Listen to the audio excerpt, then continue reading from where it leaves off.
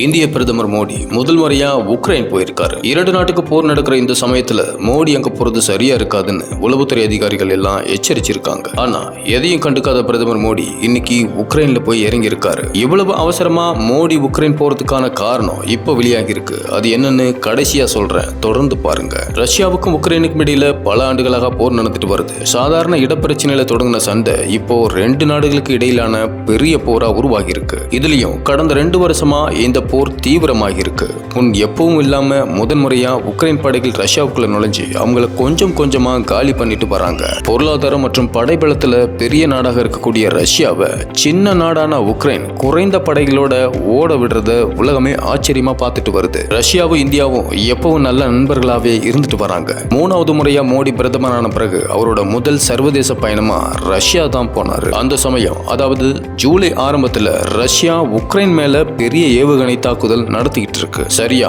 அப்பதான் மோடி ரஷ்யா போறாரு.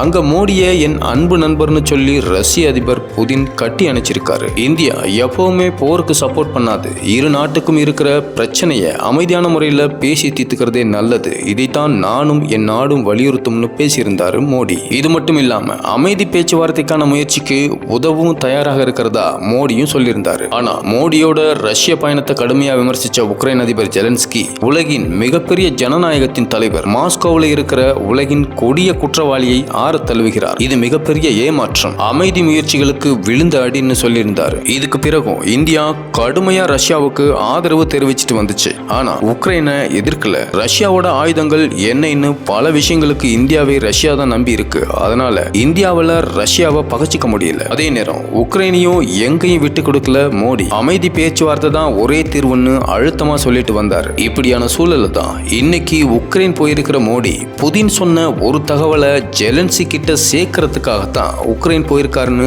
ஒரு தகவல் வெளியாகி இருக்கு. மோடி கடந்த 1.5 மாசத்துக்கு முன்னாடி ரஷ்யா போன போது போர் பத்தி 2 நாட்டு தலைவர்களும் நிறைய விஷயங்கள் பேசினதாகவும், அப்போ மோடி ரஷ்யாவுக்கு உதவ தயாராக இருப்பதாகவும் சொன்னதால அமைதி பேச்சுவார்த்தைக்கான தூதை மோடி சுமந்துட்டு உக்ரைன் போயிருக்காருன்னு சொல்லப்படுது. மோடி போர் விஷயத்துல நடுநிலையா தான் இருக்காரு. அவர் எதிர்பார்க்கிறது எல்லாம் 2 நாடுகளும் பேச்சுவார்த்தைக்கு ஒத்துழைப்பு கொடுக்கணுங்கிறது மட்டும்தான். ஒருவேளை மோடி பேசினதுக்கு அப்புறம் 2 நாடுகளுக்கு இடையே பேச்சுவார்த்தை நடந்துச்சுன்னா அது மோடிக்கு சர்வதேச அளவுல பெரிய பேர் வாங்கி கொடுக்கும்னு சொல்லப்படுது. பிரதமர் மோடி 2 நாட்டு போரை நிறுத்த வாய்ப்பு இருக்கா?